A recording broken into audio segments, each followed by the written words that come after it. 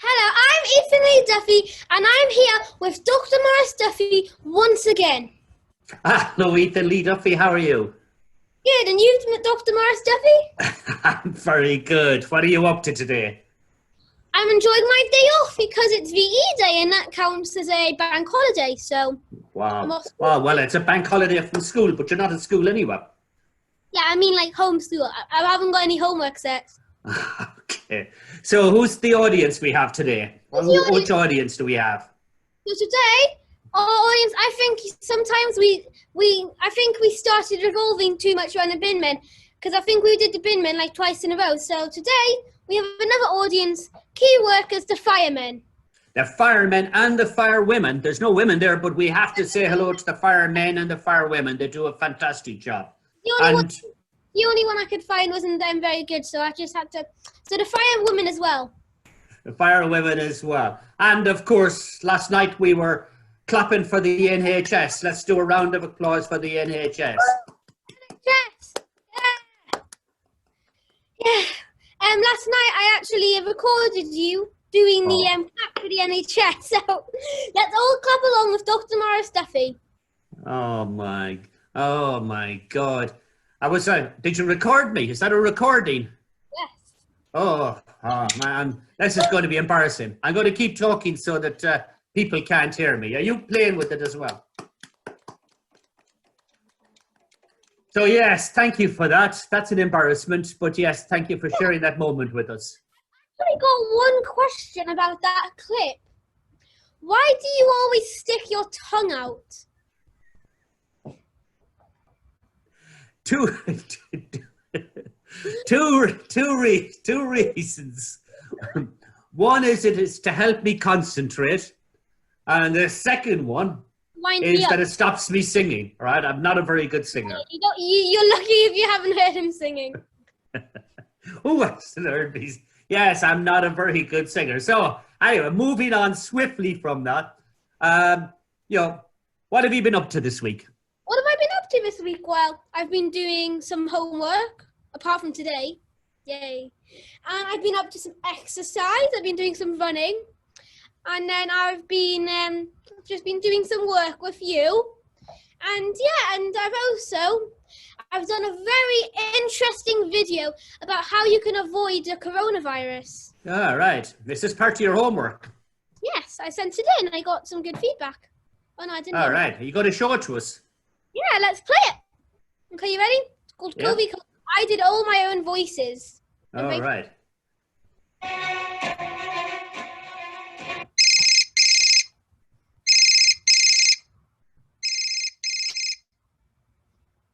Hello, my name is COVID, and the world's finally realised my danger. I'm spreading around the world, and humankind is coming together to try to stop me. There's only one way you'll win. Stay indoors, protect lives, save the NHS, and a bunch of other things I can never remember, so I'm going to run through them with you right now. What can we do? So COVID is trying to say, to defeat me, you have to watch your odds. R is the rate of infection that I use to grow and spread my nasty virus everywhere. Your R has to be less than 1. P stands for people, and that's you. That means R equals P less than 1. In case you didn't understand that means if only one person infects less than one person, I get beaten and I'm eliminated. God damn you all. Governments around the world are looking to achieve that. That's mean. However, if R equals P greater than 1, that's totally different. That means my virus is spreading. So what I'm trying to say is if you want to win and eliminate me, you have to follow those steps that I've just given to you, otherwise it's bye-bye world. It's a very nice video, bye-bye world. What a nice point to finish on. Not bye-bye world, yes, and I'm sure that the teacher appreciated your language as well. Bye-bye world. Very straight to the point, and I think. Okay, good for you. So what have you been up to? What have I been up to?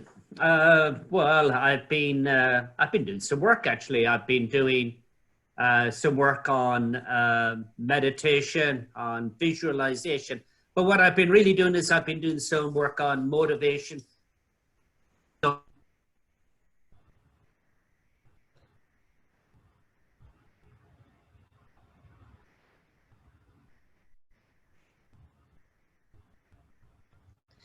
yeah, and I've noticed another thing that you've put up, Damn Us All to Hell. What's that all about?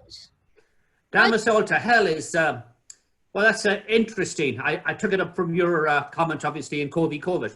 But what I'm saying is that Damn Us All to Hell is a program, because coming out of COVID-19, on a more serious note, we're going to see a significant drop in the economy. Some people talk about 14 or 15%, which is quite significant and would probably be the biggest drop in hundreds of years. A lot of businesses are going to have some problems, and we've been developing a leadership development program to help us in the post-COVID world. So the program is to try and save us all from going to hell. So yeah, that's been pretty good, and I've enjoyed that. And then another thing I've noticed that you've been up to is you've been interviewing a lot of people, am I right? Yeah, I said that I was interviewing, so I was talking to Marcus North, who's the director of coaching at Durham Cricket Club. We've put out two great podcasts this week, one with Chris Cook, who's the swimmer from South Shield, unbelievable guy. So I've enjoyed that.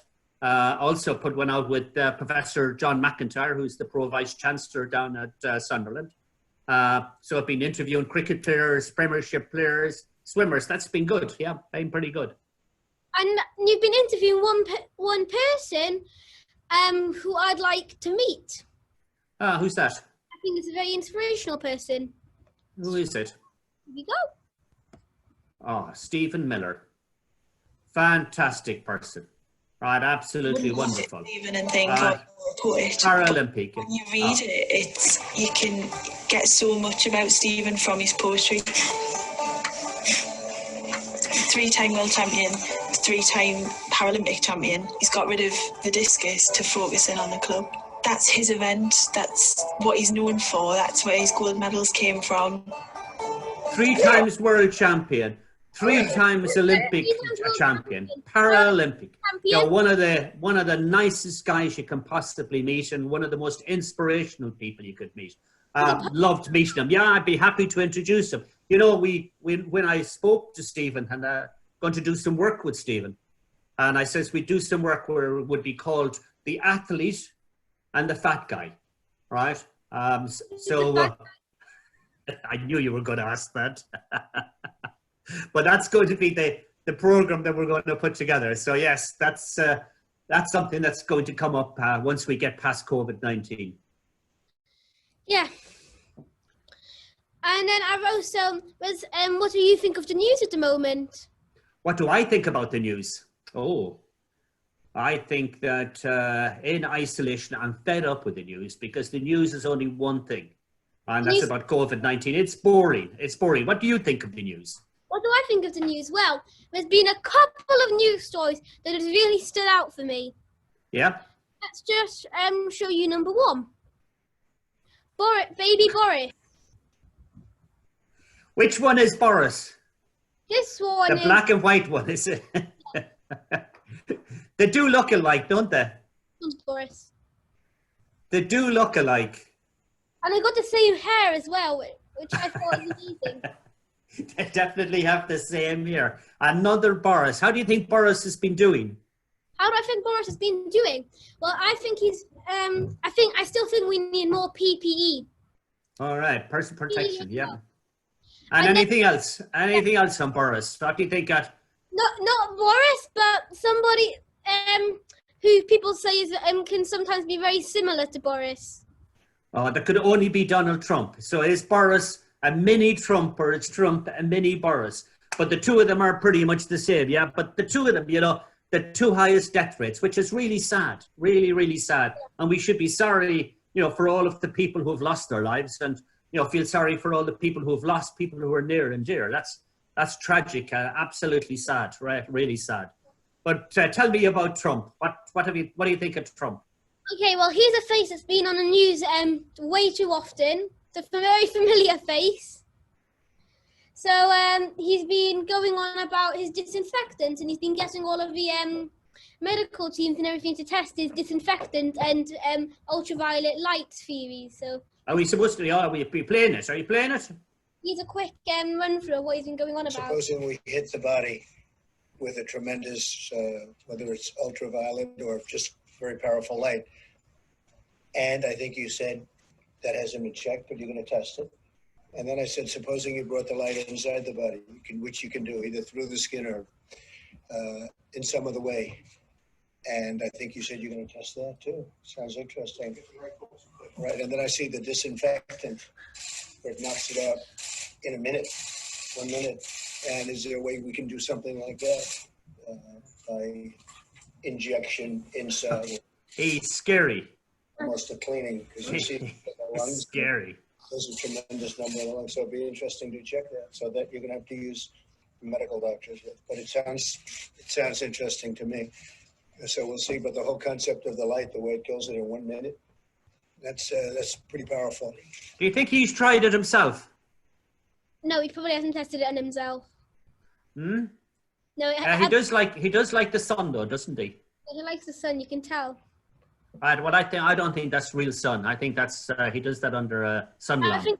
I think so too, because I don't think you can get that orange in real sun, and I don't think you can get that orange from real sun. You might have to go on like one of those Oh, all right. Well, let's kind of move on. So, anything else in the news that's caught your attention? China and Germany, obviously they're reopening. So, China, specifically caught my eye with their new rule for what you have to do when children go back to school. So if I just show you this here, they're wearing 2 meter stick hats. I've actually got one myself here. It's heavy to 2 meter stick hats. What's that? To keep yourself 2 meters away from somebody. Have you made one? Yeah. Oh, right. That's cool. I like that. Right, you're going to look really good going to school in that. When are you going back to school? When am I going back to school? I'm not 100% sure yet. But I think I don't really. Also, on that point, I don't really know whether I'm looking forward to going back to school or not. Because then again, I get to see my friends. But also, when you think about it, it might be like you don't know what school is going to be when you go back. You don't know what it's going to be like. So that's kind of worrying. What is the best thing about missing school? What have you enjoyed most about missing school? Probably, I think it's a little bit more comfortable at home. It's more comfortable at home. All right. And everything. So it's more comfortable at home. All right, so I get that. But what would you be looking back forward to most in going back to school? Probably seeing my friends. Yeah. But if we follow in what Scotland's doing, that might cause a lot of problem maybe for children. Why? It might not cause as many problems for adults, but it will probably cause a lot of problems for children. Because if it's half of the class in school on one day and half of the class in school the other day, you might be the only one there, and the other half of the class that you're with might not have been any of your friends. All of your friends could have been in the other half, and then school could get quite lonely. So what I think they should do is I think they should maybe send home slips, and you write on it who you would want to have in your class, and then you could try to arrange it so you would have some friends in your class. That sounds like but a lot of people are afraid about going back. So a lot of adults as well are very afraid about going back to work. Do you understand that? Yeah, I understand that. It can be quite scary because obviously coronavirus, and you don't want your children to get it and bring it back to your house. Okay. And then obviously you wouldn't want to get it at work and then infect yourself when you could have been working at home and not have gotten infected. And what advice would you give to them? What advice? I would say, if you're feeling worried, I would talk to the person who's telling you you should go back to work, because they might have a reason, and you never know, they might have planned, they might have set up work in a specific way to keep you safe and to have you in mind. All right, that's good. That's good advice. What kind of mindset do you think they should have? Growth. Growth. You like growth mindset, but what does a growth mindset mean to you? So, what kind of mindset? You're open to new ideas, and you're not fixed on like one specific idea. You can adapt to new ideas and in new situations. It's like the evolution of humans. The people who stay like monkeys, they died, but then people who evolved and started to walk on 2 feet, they survived, and they started walking on 2 feet, and because so we didn't have to touch the hot floor as much. All right. Well, that's an interesting take on evolution. I'm not sure I've heard that one before, but yes, that's very well articulate. I've also got a fun fact about evolution. Go on. They used to be born older, but then as human adapted, their waists started to get smaller, which means their bellies were smaller, which means it would be harder for a bigger baby to have a bigger baby. So babies started to come out when they were younger to make it easier. All right. Again, interesting fact. All right. So, well, time is moving on us. So, any other things that you wanted to share with me? Yes, I have a nice surprise for you. A surprise for me? Yes, a surprise for you. It's not very often. All right. So, what kind of surprise is it? What kind of surprise? Well, it's a nice surprise. Okay, I think I got that. So can you show me the surprise? What is it?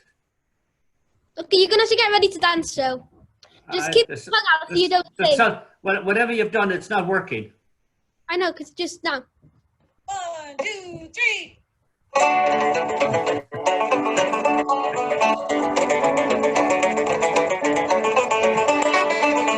Have I got to dance to this? All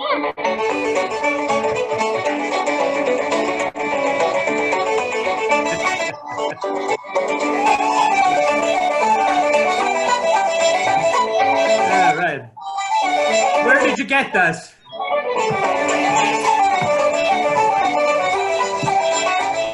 You're too busy with your hat. It's a bit of an interesting clip, I think.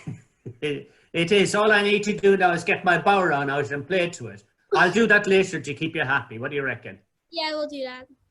Right. So, thank you for sharing that moment with us. So, any final advice? Any final things you'd like to say to people before we finish up? It's V-Day. Yeah.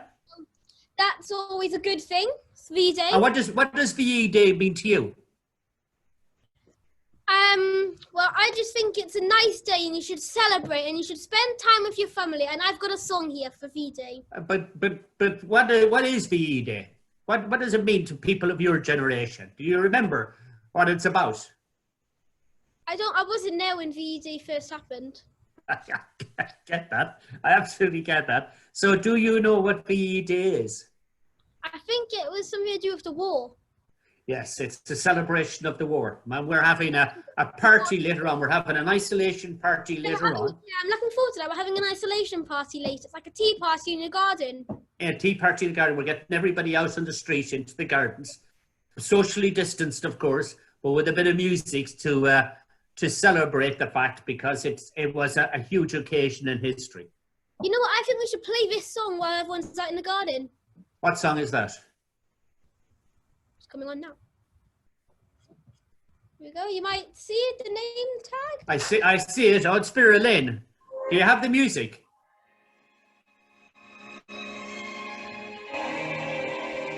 There'll be bluebirds over the white cliffs of Dover. Tomorrow, just you wait and see. There'll be love and Fantastic. It's absolutely fantastic. And, you know, it brings back memories to lots of different people. I was talking to, you know, some people who were very young during the war, and they were telling me about resilience and about the fact, you know, that it will end.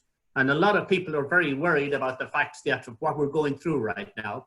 And, you know, what I would say to them is, you know, we're at the end of the beginning, and we're at the beginning of something new and hopefully something more exciting as we come out of COVID-19. So I thank you for your time. I appreciate it. You can follow us on Twitter at The Big Squawks, or on Facebook at Dr. Morris Duffy. We're back together every Friday. And I am coming back to you. So you've got something to say. What do you want to say? Leave lots of likes, and just remember to share this with all your friends, because I'm still continuing to beat my dad with views. So yeah, you certainly are. We've had over 80,000 views, and every single time your videos get more views than mine. So I'm going to ask for more likes for mine this time. So thank you to everybody who's been watching our videos, and remember to like it and continue watching them and share it with all your friends. Good. All right. Until next week. Thank you very much for listening. Bye. Thank you. And may life bring you lemons. This is our new saying. May life bring you lemons. Yeah. Lots of sweet. Thank you. No, bye. apricots aren't a sweet.